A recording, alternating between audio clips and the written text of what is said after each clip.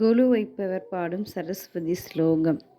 வாணி சரஸ்வதியே வீணா கணப்பெரிய வேண்டும் வரம் எமக்கு தாத்தா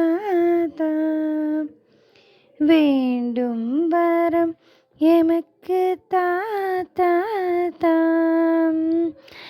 அம்பிகை ஜகதம்பிகை ஓம் அம்பிகை ஜகதம்பிகே ஞானம் கூடாதே நின்ற நாமம் ஜபித்திட வேண்டும் வரம் எமக்கு தாத்தா